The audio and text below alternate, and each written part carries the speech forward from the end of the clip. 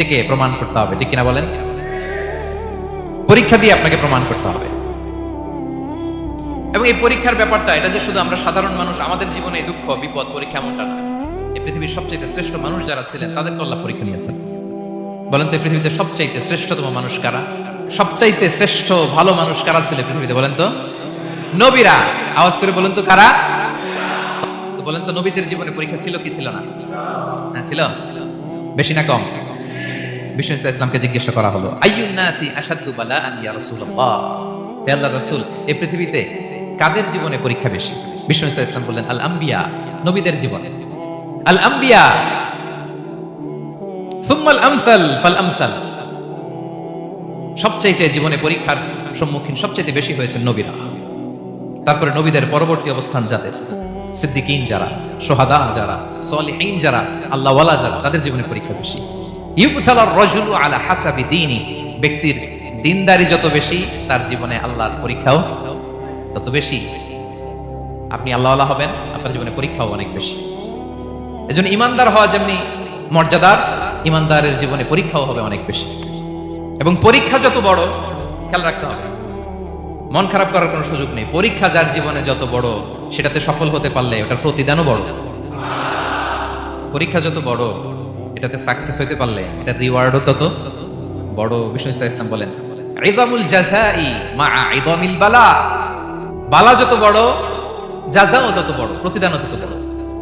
আপনারা নবীদের জীবনে যদি খেয়াল করেন দেখবেন, যেই নবীর জীবনে পরীক্ষা যত বেশি, সেই নবীর জীবনে সফলতাও তত বেশি। সাইয়েদনা ইব্রাহিম আলাইহিস সালামের কথাটা একটু খেয়াল করেন তো, বলেন তো ওনার জীবনে পরীক্ষা কেমন ছিল? বেশি না কম? ওনার জীবনের পরীক্ষা থেকেই তো আমরা এই শব্দটা ব্যবহার করি। আমরা বলি অগ্নি পরীক্ষা। কি বলি? মানে আগুনে নিক্ষেপ করা হয়েছে সাইয়েদনা ইব্রাহিম আলাইহিস সালামকে। তাও স্বাভাবিকভাবে না, উলঙ্গ করে, ন্যাকেট করে ওনাকে অপমানিত করবার জন্য ওনার গায়ের জামা কাপড় খুলে উলঙ্গ অবস্থায় আল্লাহর খলিল সাইয়েদনা ইব্রাহিম আলাইহিস সালামকে অগ্নিকুণ্ডে নিক্ষেপ করা হয়েছিল। এরকম এক্সপেরিয়েন্স এই অডিটোরিয়ামের ভেতরে আমাদের কখনো হয়েছে? তাইলে সাধারণ মানুষের জীবনের পরীক্ষা আর নবীদের জীবনের পরীক্ষার মধ্যে পার্থক্য আছে না নাই? ওই পরীক্ষায় উনি পাশ করে ফেললেন। ৮৬ বছর পর্যন্ত আল্লাহর কাছে দোয়া করলেন, আল্লাহ আমাকে একটা নেককার সন্তান দাও। আল্লাহ সন্তান দেয় না। ৮৬ বছর পরে আল্লাহ তাআলা সাইয়েদনা ইব্রাহিম আলাইহিস সালাম এবং হাজারের ঘরকে উজালা করে সন্তান দিলেন। সাইয়েদনা ইসমাঈল আলাইহিস সালাম পৃথিবীতে আসলেন কত বছর বয়সে? ৮৬ বছর বয়সের এখানে কেউ আছেন? হ্যাঁ, আছি আমরা? কেউ নাই। ৮৬ বছর বয়সে প্রথম সন্তান পেয়েছে। তাদের ঘরকে উজালা করে আল্লাহর নবী সাইয়েদনা ইসমাঈল আলাইহিস সালাম আসলেন। এবার আল্লাহ বললেন, যাও স্ত্রীকে আর এই কলিজার টুকরা সন্তানকে থাকো তো প্যালেস্টাইনে। প্যালেস্টাইন থেকে ১৫০০ কিলোমিটার দূর, দ্য ব্যারেন ল্যান্ড, ওই মক্কার ধুধুমরু প্রান্তরে রেখে আসো, যেখানে কেউ নাই, মানুষ নাই, গাছ নাই, পাখি নাই, পানি নাই, যাব রেখে আসো। আচ্ছা বলেন তো, ৮৬ বছর পরে যে লোকটা সন্তান পেল, বুঝে শুনে উত্তর দিয়ে, ৮৬ বছর পরে যে লোকটাকে আল্লাহ তাআলা সন্তান দিল, তার হৃদয়ে ওই সন্তানের জন্য মায়া বেশি না কম? এমনি তো আমাদের প্রথম সন্তানের হিস্ট্রিটা একটু খেয়াল করেন তো। প্রথম আমাদের যে মেয়ে হয়েছিল বা যাদের ছেলে হয়েছিল, তার প্রতি আদর, সোহাগ, দরদ, ভালোবাসা, আল্লাহ কত ছিল। ৮৬ বছর বয়স আল্লাহ তাআলা ওনাকে সন্তান দিলেন, দিয়ে বলেন, যাও হাজারকে আর ইসমাঈলকে মক্কার ধুধুমরু প্রান্তরে রেখে আসো। আল্লাহ তাআলা বলতে দেরি, চলে যেতে দেরি নাই, মুহূর্তে উনি রওনা হয়ে গেলেন। সুবহানাল্লাহ পড়বেন না? রেখে আসলেন মক্কার ধুধুমরু প্রান্তরে। এবার আল্লাহ বলেন, যাও রিটার্ন ব্যাক টু প্যালেস্টাইন, প্যালেস্টাইনে চলে যাও। চলে গেলেন, হৃদয়টা ভেঙে খান। অনেক বছর পরে আল্লাহ তাআলা আবার অনুমতি দিলেন, যাও এবার ছেলেকে দেখে আসতে পারো, যাও প্যালেস্টাইন থেকে আবার মক্কায় যাও। সাইয়েদনা ইব্রাহিম আলাইহিস সালাম প্যালেস্টাইন থেকে আবার ১৫০০ কিলোমিটার পথ পাড়ি দিয়ে, এখনকার মতো ফ্লাইটে যায় না, গাড়িতেও না, উটে করে। কিসে করে? উনি যে কতবার মক্কা থেকে ফিলিস্তিন এসেছেন আর গিয়েছেন কোনো ইয়ত্তা নাই, হিসাব নাই। গেলেন, এবার ছেলেটা হাঁটতে পারে, দৌড়াতে পারে, একটু কথা বলতে পারে, আব্বু আব্বু ডাকতে পারে। কেমন মায়া লাগে বলেন তো? মায়া ভালোবাসায় যখন টইটম্বুর, ঠিক ওই মুহূর্তে আল্লাহ বলেন, ছেলেকে জবাই করো ছেলেকে। আল্লাহ তাআলা বলতে দেরি করেছেন, আল্লাহর আদেশ পালনে ১ সেকেন্ডও তিনি দেরি করেন নাই। ছুরি চালালেন, জান্নাত থেকে দুম্বা নিয়ে আসা হলো। এভাবে আল্লাহর নবী ইব্রাহিম আলাইহিস সালাম ওনার জীবনের প্রতিটি ক্ষেত্রে যেখানে আল্লাহ তাআলা ওনাকে পরীক্ষা নিয়েছেন, উত্তীর্ণ হয়েছেন। এবং দেখেন ওনাকে আল্লাহ তাআলা কি উপহার দিলেন? আল্লাহ তাআলা ওনাকে খলিলুল্লাহ উপাধি দিলেন, আল্লাহর বন্ধু। সুবহানাল্লাহ বলেন। আল্লাহ তাআলা বলছেন ওয়া ইযি তালা ইব্রাহিম রাব্বুহু বিকালিমাতিন ফাআতাম্মাহুন ক্বালা ইন্নী জাঈলুকা লিন-নাসি ইমামা। আল্লাহ অনেকগুলো পরীক্ষা নিয়েছিলেন সাইয়েদনা ইব্রাহিম আলাইহিস সালাম, প্রতিটা পরীক্ষায় সাকসেসফুলি পাস করেছেন, গোল্ডেন এ প্লাস। আল্লাহ বলেন ইন্নী জাঈলুকা লিন-নাসি ইমামা, I'm gonna make you the leader for the entire human being. I'm gonna appoint you as a leader for the entire universe. গোটা বিশ্বের জন্য, গোটা মানবতার জন্য আমি তোমাকে লিডার বানায় দিলাম। ইযামুল জাযাই মা'a ইযামিল বালা। পরীক্ষা যত বড়, ওই পরীক্ষায় পাশ করলে ওইটার ফলাফল ও প্রতিদানও বড়। তাহলে দেখেন প্রিয় ভাইরা, সাইয়েদনা ইব্রাহিম আলাইহিস সালামের জীবনে পরীক্ষার কোনো শেষ ছিল না। আমি আপনি কোথায়? আল্লাহর খলিলের জীবনে যদি এত পরীক্ষা থাকতে পারে, আমি আপনি কোথায় বলেন তো? এবার বলেন, সাইয়েদনা মূসা আলাইহিস সালাম, ওনার জীবনে তো কোনো পরীক্ষার ছিল না। গুণে শেষ করতে পারবেন? জন্মটাই তো হয়েছে পরীক্ষার মধ্য দিয়ে। মিশরের ছেলে সন্তান হইলে ফেরাউন বলছে জবাই করো, ওনার মা এরকম সিন্ধুকে করে ভাসায় দিলেন নীল নদীতে। আল্লাহু আকবার, কি একটা রোমাঞ্চকর পরিস্থিতির মধ্য দিয়ে আল্লাহ তাআলা ওনাকে বাঁচালেন। জন্মই হয়েছে পরীক্ষার মধ্যে দিয়ে। বড় হইলেন, ফেরাউনের ভয়ে দেশ ত্যাগ করলেন, মিশর থেকে মাদিয়ান। আবার আল্লাহর আদেশে যখন ফিরে আসলেন, আবার ফেরাউনের সাথে তর্ক বিতর্ক, যুদ্ধ। একটা রাত আল্লাহ নবী মূসা আলাইহিস সালাম শান্তিমতো মিশরে ঘুমাতে পারে নাই। একটা রাত শেষ পর্যন্ত এই ফেরাউন মূসা আলাইহিস সালামকে ধাওয়া করেছে। ফেরাউনের ধ্বংসের আগ পর্যন্ত সে মূসা আলাইহিস সালামকে ধাওয়া করেছে। তার মানে মূসা আলাইহিস সালাম এই বিপদ আপদ পরীক্ষা এগুলো থেকে মুক্তি পান নাই। এবার বলেন ঈসা আলাইহিস সালামের কথা, ওনার জীবনে তার পরীক্ষা ছিল না। কি পরীক্ষা ছিল? হ্যাঁ, আল্লাহু আকবার। Same scenario goes to the biography of every messenger in the world. সব নবীর ক্ষেত্রে একই ঘটনা ঘটেছে। সাইয়েদনা ঈসা আলাইহিস সালাম দাওয়াত যখন দিলেন, ওনার বিরোধিতা শুরু হলো, ওনাকে হত্যার ষড়যন্ত্র হলো। ইভেন কি ওনাকে মারার জন্য বনি ইসরাইলেরা উদ্ধত হলো, জানে বাঁচবার জন্য পালালেন। এক ঘরে ঢুকলেন, চারদিক দিয়ে ঘেরাও করলেন, উনি দরজা জানালা লাগাই দিলেন। ওরা বললো একজন দরজা ভেঙে জানালা ভেঙে ভিতরে ঢুকো, ঢুকে দেখো বেটা ঈসা কি করে। একজন ভিতরে ঢুকছে, ঢুকার সাথে সাথে বল রাফাআহুল্লাহু ইলাইহি, আল্লাহ তাআলা ঈসা আলাইহিস সালামকে উপরে উঠায় নিলেন। আর যেই লোকটাকে তারা ভেতরে ঢুকালো, তার চেহারাকে আল্লাহ তাআলা ঈসা আলাইহিস সালামের চেহারার মতো করে দিলেন। এবার তার বাইরের সাথীরা বলে, ঘটনা কি বেটা? ঈসাও বেরোয় না, আমাদের লোকটাও বেরোয় না, সবাই ঢুক। দরজা ভেঙে ভেতরে ঢুকে দেখে ঈসা দাঁড়ায় আছে। বলেন তো এটা ঈসা না মিসা? এটা কি আসল ঈসা? ওমা কতালু ওমা সলাবু ওয়ালাকিন শুব্বিহা লাহুম। আল্লাহ বলে, তোমরা আমার নবী ঈসাকে হত্যাও করতে পারো নাই, শুলেও চড়াতে পারো নাই, আমি সেফটি সিকিউরিটি দিয়ে আমার নবী ঈসা আলাইহিস সালামকে আকাশে তুলে নিয়েছি। তাহলে ওনার জীবনে পরীক্ষার শেষ ছিল না। এবার যদি আমরা বিশ্বনবী সাল্লাল্লাহু আলাইহি ওয়াসাল্লামের জীবনের দিকে তাকাই, ওনার জীবনটা দেখেন তো। আমাদের পেয়ারা নবী বিশ্বনবী মুহাম্মদুর রাসূলুল্লাহ সাল্লাল্লাহু আলাইহি ওয়াসাল্লাম, ওনার জীবনে কি স্ট্রাগল ছিল? স্ট্রাগল। মাক্কি জীবনের কথা যদি একটু খেয়াল করেন, দেখেন তো 3 বছর শিয়াবে আবি তালেবে জেল কেটেছেন, না খেয়েছিলেন। ওনার বংশের লোকেরা প্রথমে ছাগল খেয়েছে, ছাগলগুলো যখন শেষ, ছাগলের চামড়াগুলো শুকিয়ে ওইটা খেয়েছে। গাছের পাতা ছাল এগুলো খেয়ে খাবারের অভাবে বেহুশ হয়ে পড়ে থাকতো তারা। না খেয়ে কয়দিন ছিলেন আপনি? আমি কয়দিন ছিলাম না খেয়ে? মনেই তো পড়ে না, না খেয়েছিলাম কিনা কোনোদিন। এ হচ্ছে মাক্কি জীবন। মেন্টালি প্রেসার দেয়া হয়েছে। বিশ্বনবীর চাচা আবু লাহাব, তার 2 ছেলে উতবা আর উতাইবা, এদের সাথে বিয়ে দিয়েছিলেন 2 মেয়ের। যখন দাওয়াত দেওয়া শুরু করলেন, 2 মেয়েকে ডিভোর্স দিয়ে দিল। দেখেন, একটা বাবার জন্য প্রাপ্তবয়স্কা মেয়েকে যখন উঠায় নেওয়ার আগে ডিভোর্স দেয়, তার মানসিক অবস্থাটা কেমন থাকে বলেন? মেন্টালি প্রেসারাইজ করা হয়েছে, ফিজিক্যালি হ্যারাস করা হয়েছে। বিষ্ণু ইসলাম যখন নামাজে দাঁড়াতেন, উটের পচা নারী ভুড়ি বিষ্ণুনবীর কাঁধে চাপিয়ে দেওয়া হতো। আপনার জীবনে এরকম ঘটছে কখনো? আপনি নামাজ পড়তেছেন, উটের পচা নারী ভুড়ি আপনার কাঁধে চাপিয়ে দেওয়া হয়েছে। কয়দিন হয়েছে এরকম? কয়দিন হয়েছে? হ্যাঁ, তারপরে তো আলহামদুলিল্লাহ বেরোয় না মুখ দিয়ে। কেমন আছেন হুজুর? কইেন না, বেশি একটা সুবিধার না, তাই না? বেশি একটা একটু মিলাবেন। কতটুকু পরীক্ষা আমরা দিয়েছি। তায়েফে গেলেন বিশ্বনবী, তায়েফে গেছিলেন জমির বায়না দিতে, তাই না? জমি কিনবে তায়েফে।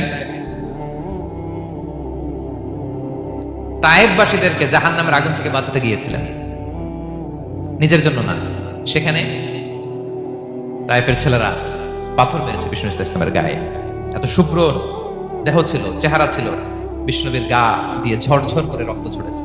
ফিজিক্যাল হ্যারাসমেন্টের শিকার হয়েছেন বিষ্ণু ইসলাম। যখন সেদিন বিষ্ণু ইসলামকে হত্যার ষড়যন্ত্র করা হলো, আল্লাহ তাআলার আদেশে তিনি মক্কা থেকে মদিনা হিজরত করলেন। মদিনাতে যে একটা রাত, সপ্তম হিজরির আগ পর্যন্ত শান্তিতে ঘুমাতে পারেন নাই।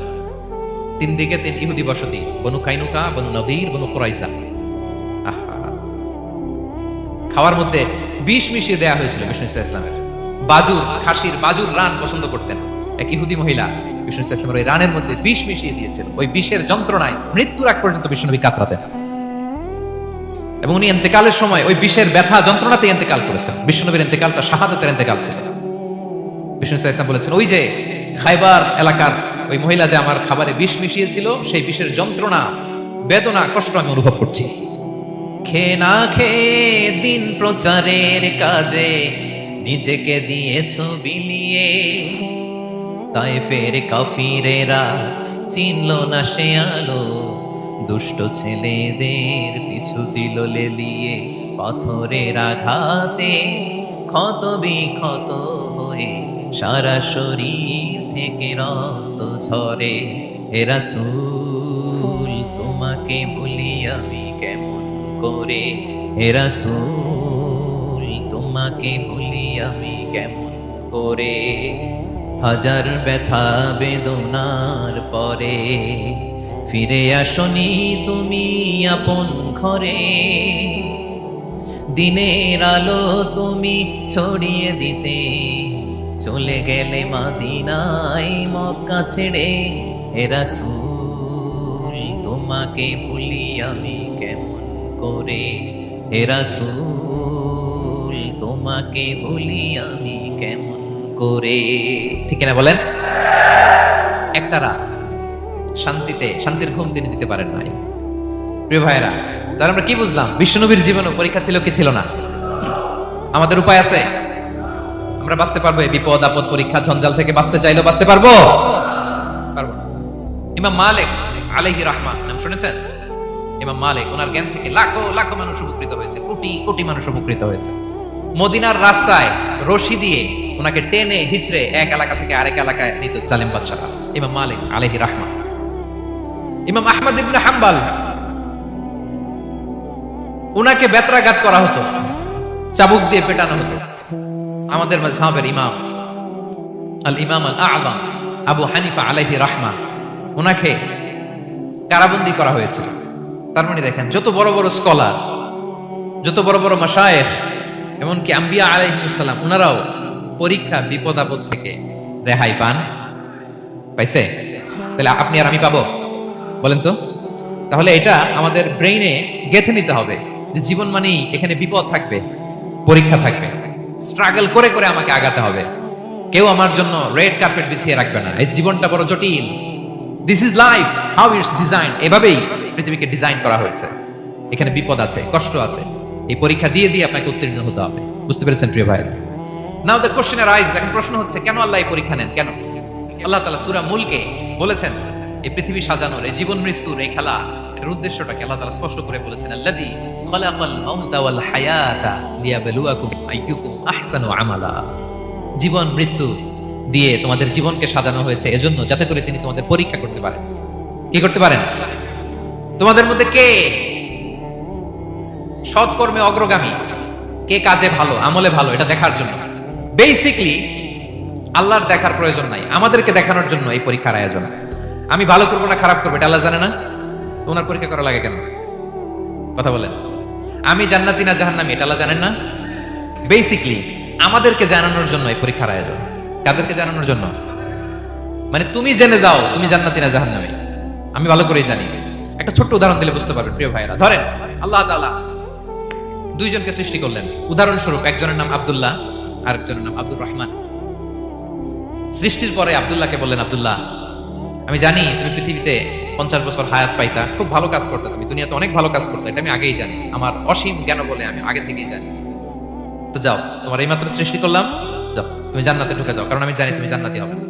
আচ্ছা, আর আব্দুর রহমান, তুমি পৃথিবীতে খুব খারাপ কাজ করতে, এটা আমি জানতাম, তোমার পাঠাইলে খারাপ কাজ করবা, তুমি সীমা লঙ্ঘন করবা, অন্যায় করবা, অপরাধ করবা, তুমি জাহান্নামী হবা, যাও। যেহেতু আমি জানি পরীক্ষার আর দরকার নেই, তোমারে জাহান্নাম দিয়ে দিলাম, যাও ঢুকে যাও। আব্দুল্লাহ ঠিকই জান্নাতে ঢুকে যাবে, আব্দুর রহমান কি ঢুকবে? ঢুকবে। সে বলবে, আল্লাহ এইমাত্র আমারে বানাইলেন, এইমাত্র আপনি আমাকে সৃষ্টি করলেন, সৃষ্টি করেই বলতেছেন তুমি জাহান্নামে যাও, আর বলতেছেন আমি জানি দুনিয়াতে পাঠালে তুমি খারাপ কাজ করবা, তুমি জাহান্নামী হবা, পাঠানোর আর কি দরকার, আগে থেকে জাহান্নামে যাও। আল্লাহ আপনি জানলে জানতে পারেন, আমি তো জানি না। ঠিক কিনা বলেন?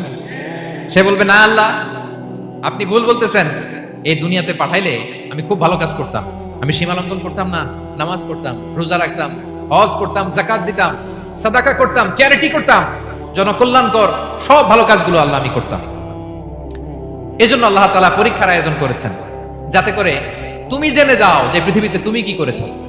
এখন আর আল্লাহকে এক্সকিউজ দেওয়ার সুযোগ নেই। আচ্ছা বলেন তো, আবু জাহেলকে যদি আল্লাহ এখন কিয়ামতের দিন বলে Abu Jahl go to the hell fire, আবু জাহেলের কাছে বলার সুযোগ আছে? কারণ ও দুনিয়াতে কি করে আসছে এটাও জানে না। ফেরাউনকে ডেকে যদি আল্লাহ বলে ফেরাউন তুমি জাহান্নামে যাও, go to the hell fire, ওর কি কোনো এক্সকিউজ দেওয়ার সুযোগ আছে? বলেন, সুযোগ আর আছে? কারণ তুমি দুনিয়াতে কি করেছো তোমার চেয়ে ভালো কেউ আর জানে না। পৃথিবীতে এই পরীক্ষার এই আয়োজনের সবচেয়ে বড় উদ্দেশ্য হচ্ছে যাতে করে আমরা দেখে যাই যে আমরা কি কাজ করছি। কেউ যখন পরীক্ষা দেয় প্রিয় ভাইরা, ওই পরীক্ষায় কত পাবে তার একটা হিসাব আছে না? বলেন, আপনি গণিত পরীক্ষা দিয়ে আসছেন, যে 100-তে 100 পাবে সে বলতে পারে আমার সব অঙ্ক হয়েছে, ঠিক কিনা বলেন? আর যে লাড্ডু গুড্ডু বুঝছেন তো, কিছুই পারে নাই, ঘোড়ার ডিম, তারও একটা হিসাব আছে যে সে কিছুই লিখে আসতে পারে নাই। তাই পৃথিবীতে এই পরীক্ষার আয়োজনের প্রধানতম কারণ হচ্ছে যাতে করে আমরা বুঝে যেতে পারি যে আমরা কোথায় যাব, জান্নাতে না জাহান্নামে।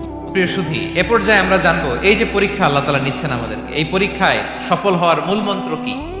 কোরআনে বিভিন্ন আয়াতে পরীক্ষার কথা বলা হয়েছে এবং এই পরীক্ষার সফলতার মূল মন্ত্রও কোরআনে ঘোষিত হয়েছে। আলহামদুলিল্লাহ বলেন।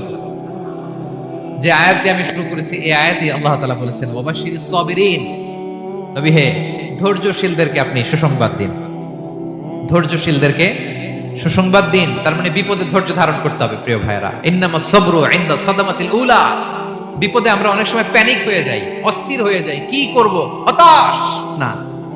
মুমিনরা হতাশ হয় না, ধৈর্য ধারণ করে। কি করে? কি করে? ধৈর্য ধারণ করার শক্তি দাও গো মেহেরবান আমায়, দাও গো মেহেরবান। পড়েন, ধৈর্য ধারণ করার শক্তি দাও গো মেহেরবান আমায়, দাও গো মেহেরবান। সবাই বলুন একসাথে, ধৈর্য ধারণ করার শক্তি দাও গো মেহেরবান আমায়, দাও গো মেহেরবান। বুকের ভেতর ব্যথার নদী বইছে অবিরা, বইছে বইছে অবিরা। পড়ুন, ধৈর্য ধারণ করার শক্তি দাও গো মেহেরবান আমায়, দাও গো মেহেরবান। পড়েন আমিন। আল্লাহ যেন বিপদে আমাদেরকে ধৈর্য ধারণ করার তৌফিক দান করে। প্রিয় ভাইয়েরা, ধৈর্য এটা এমন একটা গাছ যে গাছের সারা গায়ে কাটা, কিন্তু এই গাছের ফলটা বড় সুস্বাদু। আই রিপিট, আমি আবার বলছি, ধৈর্য এটা এমন একটা গাছ যে গাছের সারা গায়ে কাটা, কিন্তু ফলটা বড় মিষ্টি, ফলটা বড় সুস্বাদু। সবাই ধৈর্য ধারণ করতে পারে না। বিষ্ণু ইসলামকে আল্লাহ তাআলা নানা সময় আশ্বস্ত করেছেন, সান্ত্বনা দিয়েছেন, আর ধৈর্যের বাণী শুনিয়েছেন। আল্লাহ বলেন ফাসবির কামা সাবারা উলুল আজমি মিনার রাসূল, নবী হে আপনার আগে দৃঢ় প্রত্যয়ী নবীরা যেরকম ধৈর্য ধারণ করেছে আপনিও ধৈর্য ধারণ করুন। সূরাতুল মুজাম্মিল আল্লাহ তাআলা বলছেন ওয়াসবির আলা মা ইয়াকুলুনা ওয়াহজুরহুম হাজরান জামিলা, ওরা যাই বলুক আপনি ধৈর্য ধারণ করুন, ওদের কথাকে ইগনোর করুন, just ignore what they are saying to you. যা বলে আপনি জাস্ট ইগনোর করেন। ওরা বিষ্ণু ঈসা ইসলামের মনোবলকে ভেঙে দেওয়ার জন্য কখনো বিষ্ণু ঈসা ইসলামকে কবি বলে গালি দিত। কবি কি বলতো? শায়ের। কখনো বলতো মজনুন, পাগল। নাউজুবিল্লাহ পড়বেন না? পাগল বলে গালি দিত। মাঝে মাঝে বলতো কাহিন, গণক। মাঝে মাঝে বিষ্ণু ঈসা ইসলামকে তারা বলতো আবতার, লেস কাটা। মুহাম্মদ তোমার ছেলে নাই, তোমার বংশ নির্বংশ হয়ে গেছে, তোমার নাম নেয়ার মতো কেউ নাই। কপাল পোড়া। গোটা বিশ্বব্যাপী বিষ্ণু ঈসা ইসলামের সুনাম সুখ্যাতি ছড়িয়ে দিয়েছে কে? আকাশ বাতাস মাড়িয়ে, সাত আকাশ ছাড়িয়ে আল্লাহর আরশ পর্যন্ত আল্লাহ তাআলা বিষ্ণু নবীর সুনাম সুখ্যাতিকে সুউচ্চ করেছেন। ঠিক কিনা বলেন? ইগনোর করুন। আপনাকে কবি বলে, গণক বলে, আপনাকে পাগল বলে, আপনাকে লেস কাটা বলে, জাস্ট ইগনোর দেন। বর্তমান সময়েও নানা ধরনের ট্যাগ আমাদেরকেও দেয় কি দেয় না বলেন? দেয়। আমাদেরকে কি বলে? মৌলবাদী বলে, বলে বলে ওই যে রাজাকার বলে, রাজাকার রাজাকার খেলার দিন শেষ। মন মতো হইলে মুক্তিযোদ্ধা, মন মতো না হইলে রাজাকার, এই দিন শেষ। ওই দিন আর নাই, এই কার্ড দিয়ে আর খেলার দিন নাই। এগুলো মানুষ আর খায় না এখন, এগুলো গিলে না আর। সাধারণ মানুষ বড্ড সচেতন। দেখেন কালের বিবর্তনে, সময়ের আবর্তনে একই পরিক্রমা আমাদেরকেও ট্যাগিং করে, আমাদেরকে মৌলবাদী বলে, ব্যাকডেটেড বলে, রাজাকার বলে, জঙ্গি বলে, যুদ্ধাপরাধী বলে, আছে না এরকম? ওয়াসবির আলা মা ইয়াকুলুন, নিজের সাথে মিলায় নেন, যা বলে ধৈর্য ধারণ করো। ওয়াহজুরহুম হাজরান জামিলা, জাস্ট ইগনোর দেম, ভালোভাবে ইগনোর করেন, খালাস, সালাম দিয়ে কেটে পড়েন। তাহলে প্রিয় ভাইরা, এই বিপদ আপদ আমাদের পিছু ছাড়বে না, পিছু ছাড়বে না। নবীদের পিছু ছাড়ে নাই, আমরা কোথায়? আমরা আর কি? বিপদ আমাদেরকে ধৈর্য ধারণ করতে হবে, মনোবল হারাইলে হবে না। দেখেন বিশ্বনবী কিভাবে আপনাদেরকে সান্ত্বনা দেয়। বিশ্বনবী বলেন, আজাবান লি আমরিল মুমিন, মুমিনের ব্যাপারটা বড় আশ্চর্যজনক। ফাইন্না আমরাহু কুল্লাহু লাহু খাইর, মুমিনের জীবনে যা ঘটে সবটাই খাইর, সবটাই কল্যাণ। ইন আসাবাতহু সাররাউ শাকারা ফাকানা খাইরাল্লাহ ওয়া ইন আসাবাতহু দাররাউ সাবারা ফাকানা খাইরাল্লাহ। মুমিনের জীবনে যদি সুখ আসে তাহলে মুমিন শুকরগুজার হয়, এটা তার জন্য ভালো। আর যদি মুমিন জীবনে দুঃখ আসে তাহলে সে সবর ইখতিয়ার করে, এটাও তার জন্য ভালো। সুবহানাল্লাহ। তাহলে দেখেন আমরা হয় সুখে থাকি নয় দুঃখে থাকি, ঠিক কিনা বলেন? তাহলে সুখের সময় আমরা শুকর করি, কি করি? শুকরগুজার হই। শুকরিয়া করাও একটা ইবাদত, শুকরিয়া করাও কি? আর দুঃখের সময় আমরা সবর করি, সবর করাটাও একটা। তাহলে আমাদের পুরো জীবনটাই ইবাদত, পুরো জীবনটাই সুখের সময় শুকর আর দুঃখের সময় সবর। আওয়াজ করে বলেন, সুখের সময় শুকর আর দুঃখের সময়। এই দুই ইবাদত মুমিন জীবনে চলমান, কন্টিনিউয়াস, একটা উইন উইন সিচুয়েশন। কি বলেন? উইন উইন হয়ে গেল না? যেই পরিস্থিতিতেই থাকে আমাদের জন্য লাভ। আল্লাহু আকবার। তাহলে প্রিয় ভাইরা, এটাই জীবনের বাস্তবতা। সবর আমাদেরকে ইখতিয়ার করতে হবে, হতাশ হওয়া যাবে না। অনেকে আমরা অল্পতে হতাশ হই। এই যে আমরা ধৈর্য ধারণ করছি, এর ফল পাচ্ছি না। দীর্ঘ দেড় দশক ধরে ধৈর্য ধারণ করছেন না আপনারা? এখন মুক্তি, স্বাধীনতা, বিজয় এনে দিয়েছে কে? ধৈর্য ধারণ করুন। ধৈর্যের যে ফলাফল, এটা বড় মিষ্টি। ধৈর্য এমন একটা গাছ, এই গাছের সারা গায়ে কাটা, কিন্তু এর ফলটা বড় সুস্বাদু, এর ফলটা বড় মিষ্টি। ধৈর্য ধারণ করার অভ্যাস করতে হবে প্রিয় ভাইরা। মুমিন হতাশ হয় না, হাল ছেড়ে দেয় না। মুমিন ভরসা রাখে একজনের উপর, তিনি কে? লা তাইয়াসু মির রাউহিল্লাহ ইন্নাহু লা ইয়াইয়াসু মির রাউহিল্লাহি ইল্লাল কওমুল কাফিরুন। আল্লাহর রহ থেকে, রহম থেকে নিরাশ হয়ে যাও না। কাফির ছাড়া, অকৃতজ্ঞ ছাড়া কেউ আল্লাহর রহ থেকে, আশা থেকে নিরাশ হয় না। শয়তানের সবচেয়ে বড় মিশন হলো আমাদেরকে হতাশ বানানো, এটা খেয়াল রাখতে হবে। শয়তানের সবচাইতে বড় মিশন কি? আমাদেরকে হতাশ করে দেয়া। হতাশ বানাইতে পারলে সে সাকসেসফুল, খুশি। কিন্তু আমরা এত সহজে হতাশ হই না, আমরা নিরাশ হই না, আমরা বিপদে হাল ছেড়ে দেই না। আমরা ভরসা রাখি এক মহান সত্তার উপর, তিনি কে? মনে থাকবে? বিপদ আসলে ভেঙে পড়বেন, ভিসা না হইলে কান্নাকাটি শুরু করবেন, ব্যবসায় লস হইলে হাউমাউ, হ্যাঁ, দেশ থেকে কোনো দুঃসংবাদ আসলে হতাশ হবেন, ভেঙে পড়বেন। ধৈর্য ধারণ করব আমরা। আওয়াজ করে বলেন, আমরা কি করব? সবর। বিপদ ট্যাকেল দেওয়ার প্রথম স্টেপ হচ্ছে সবর, ধৈর্য ধারণ করতে হবে। অবশ্যই সাবিরিন, ধৈর্যশীলদেরকে সুসংবাদ দাও।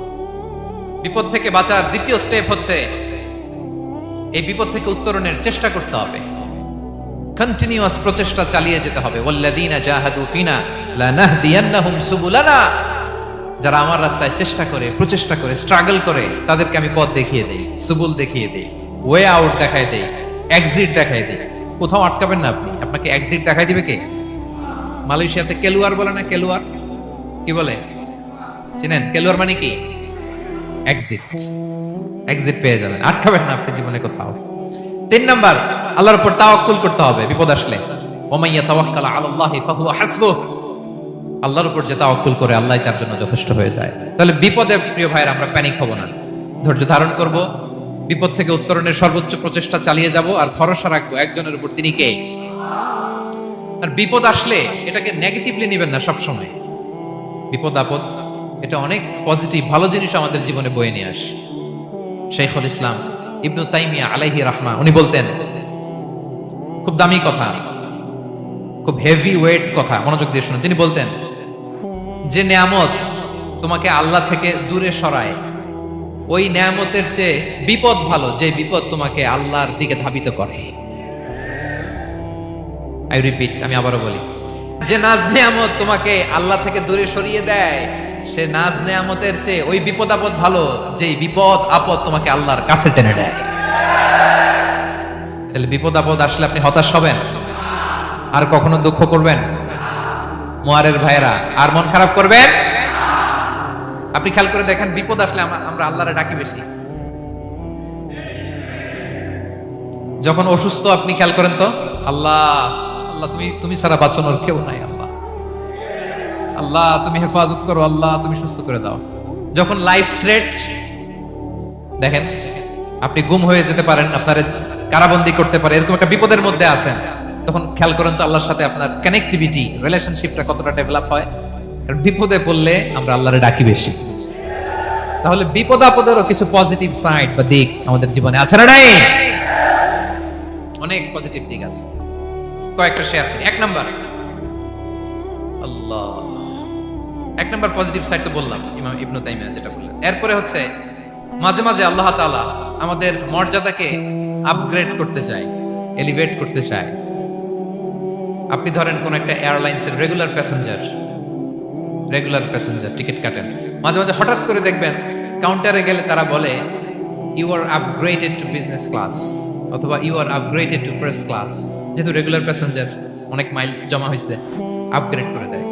আল্লাহ তাআলা মাঝে মাঝে চায় তিনি আমাদের মর্যাদাকে, র্যাঙ্ক, এটাকে আপগ্রেড করবেন, কিন্তু আমার যে আমল আখলাকের অবস্থা, ওইটা দিয়ে ওই আপগ্রেড র্যাঙ্কে যাওয়ার সুযোগ নাই। বুঝতেছেন কথা? আল্লাহ চায় আমার লেভেল একটু আপ করতে, কিন্তু আমার আমলের যে অবস্থা, এতে আমি ওখানে যাই না। তখন আল্লাহ কিছু বিপদ আপদ দিয়ে, পরীক্ষা দিয়ে বান্দাকে টেস্ট করে। ওই পরীক্ষায় যদি উত্তীর্ণ হন, সাথে সাথে আল্লাহ তাআলা আপনার লেভেল বা র্যাঙ্ক আপগ্রেড করে দেয়। সুবহানাল্লাহ পড়বেন না? তাহলে লাভ না লস? আওয়াজ করে বলেন, লাভ না লস? মুমিন জীবনের সব লাভ। যত বিপদ আপদ আপনাকে স্পর্শ করে, প্রতিটাতে আপনার জন্য কল্যাণ। বিষ্ণু ইসলাম বলেন, মা ইউসিবুল মুসলিমা মিন নাসাবিন ওয়ালা ওয়াসাবিন ওয়ালা হাম্মিন ওয়ালা হুজনিন ওয়ালা আযান ওয়ালা গাম্মিন হাত্তা শাওকাতি ইউশাকুহা ইল্লা কাফারাল্লাহু বিহা খাতায়া। আপনার জীবনে যত দুঃখ, যত যন্ত্রণা, যত টেনশন, যত অ্যাংজাইটি, যত ইনজুরি, এমনকি গোলাপ ফুল পাড়তে যে ওখানে যে কাটা বাঁধছে, বরই খেতে যে বরই গাছে ওঠার পর যে একটা কাটা বিঁধছে আপনার হাতে, এর কারণে আল্লাহ তাআলা আপনার গুনাহ মাফ করে দেয়। সুবহানাল্লাহ। তাহলে বিপদ আপদ দিয়ে আল্লাহ বান্দার মর্যাদাকে আপগ্রেড করে। বিপদ আপদে ফেলে আল্লাহ তাআলা বান্দার পাপ মোচন করে। বিপদ আপদ দিয়ে আল্লাহ তাআলা বান্দার শাস্তি মওকুফ করে। এমন পাপ করছেন, এটার জন্য শাস্তি বরাদ্দ হয়ে গেছে, কিন্তু আল্লাহ তাআলা ওই শাস্তি থেকে মাঝে মাঝে আপনাকে বাঁচাতে চায়, তখন কিছু বিপদ দিয়ে বান্দারে পরীক্ষা করে। উত্তীর্ণ হলেই আল্লাহ তাআলা ওই শাস্তিকে মওকুফ করে দেয়। তাহলে আসুন সামারি করি, পুরো আলোচনাটার সামারি করি। এক নম্বর সামারি হচ্ছে, বিপদ আপদ, পরীক্ষা, স্ট্রাগল, কষ্ট, এটা সুন্নাতুল্লাহি ফিদ দুনিয়া। এই দুনিয়ায় আল্লাহর সুন্নাত, এর বাইরে কেউ যেতে পারে না, ইভেন নট দ্য মেসেঞ্জার্স, নবীরাও। আজকের আলোচনায় শুনছেন না, নবীদের জীবন দিয়ে কি গেছে, ups and downs, test and trial, নবীরাও না। তাহলে এটা আমাদের মাইন্ডসেটের সাথে সেট আপ করে নিতে হবে যে অতীতে, বর্তমানে, ভবিষ্যতে বিপদ আপদ মুক্ত এই পৃথিবীতে কেউ থাকবে না। পারবেন? হ্যাঁ, এটা মাইন্ডসেটে নিয়ে নিতে হবে যে এটাই জীবন, বিপদ আপদ দিয়ে আল্লাহ পরীক্ষা করবেন। এটাই পৃথিবী। চির সুখ চির শান্তি এই পৃথিবীতে খুঁজলেই পাওয়া যায় না। শুরুতে বলছিলাম না, চির সুখ চির শান্তি। বলেন তো, এটা কি দুনিয়ার ফিচার না জান্নাতের ফিচার? জান্নাতের ফিচার দুনিয়ায় খুঁজতে পাওয়া যাবে? যাবে না। তাহলে আজকের আলোচনার এক নাম্বার লেসন হচ্ছে, বিপদ আপদ এটা সুন্নাতুল্লাহি ফিদ দুনিয়া। এই দুনিয়া আল্লাহর সুন্নাত, এটা থেকে মুক্তি পাওয়ার কোনো সুযোগ নাই, নবীরাও পায় নাই। 2 নম্বর লেসন, বাঁচার যেহেতু সুযোগ নাই, we have to face it with patience, intellect and tawakkul. বিপদে অস্থির হওয়া যাবে না, এটাকে ফেস করতে হবে উইথ পেশেন্স, ধৈর্যের সাথে। বিপদ আমরা মোকাবেলা করব কিসের সাথে? ধৈর্য। প্যানিক হবেন না, অস্থির হবেন না, ধৈর্য ধারণ করবেন উইথ ইন্টেলেক্ট। আল্লাহর দেয়া আপনার ইন্টেলেক্ট খাটিয়ে এই বিপদ উত্তরণের সর্বান্তকরণের চেষ্টা প্রচেষ্টা আপনার চালায় যেতে হবে। আর সবশেষে আত-তাওয়াক্কুল আলাল্লাহ, ডিপেন্ডিং অন আল্লাহ, ভরসা করব কার উপর? আল্লাহর উপর। পারা যাবে তো? আচ্ছা, 2টা লেসন গেল। 3 নম্বর লেসন হচ্ছে আমাদের ছেলে মেয়েদেরকে we have to educate our child regarding the test and trial in this dunya. দুনিয়ার এই বিপদ আপদের ব্যাপারে আমাদের ছেলে মেয়েদেরকে শেখাতে হবে, বুঝাতে হবে। ওরা ছোট মানুষ তো অস্থির হয়ে যায়, আপু আমার সাথে কেন এমন হয়, আমারই শুধু পেন্সিল চুরি হয়, আমারই শুধু এটা হয়, আমি পরীক্ষায় খারাপ করি, আমি ব্যথা পাই, আমার এই আমার সেই। ছোট মানুষ তো বুঝে না, ওরা বুঝাইতে হবে যে বাবা, this is the essence of life, এটাই জীবন, এটাই কি এই লাইফ হ্যাকস গুলো তাদেরকে শেখাইতে হবে। ডোন্ট বি প্যানিক হওয়া যাবে না। This is how life is design, এটাই জীবন, বিপদ আপদ আসবে, এটাকে মেনে নিতে হবে, ছেলে মেয়েদেরকে শেখাইতে হবে, তাহলে তারাও প্যানিক হবে না। পারবেন তো ইনশাআল্লাহ? আচ্ছা, 4 নম্বর লেসন হচ্ছে যেটা আমরা জানলাম, এই বিপদ আপদ সবসময় আমাদের জন্য খারাপ না। সামটাইমস ইট ব্রিংস খায়ের for us if dealt properly. ঠিকমতো বিপদকে ডিল করতে পারলে এটা আসলে আমার জন্য আখেরে কল্যাণই বয়ে নিয়ে আসে। কি বলেন, তাই না? কল্যাণ বয়ে নিয়ে আসে। সব শেষ কথা হলো, আমরা যেন এই বিপদগুলোকে প্রপারলি ডিল করতে পারি, আমরা যেন সবর ইখতিয়ার করতে পারি। আল্লাহর কাছে চাইতে হবে, দোয়া করতে হবে, কারণ তৌফিক দেওয়ার মালিক কে? আল্লাহর কাছে যেন আমরা কায়মনো বাক্যে প্রার্থনা করতে পারি, আল্লাহ এই বিপদকে যেন আমরা ডিল করতে পারি উইথ সাবর, উইথ ইন্টেলেক্ট, উইথ তাওয়াক্কুল। আসল হাতিয়ার হচ্ছে এটা, দোয়া। আল্লাহর কাছে চাইবেন মনোযোগের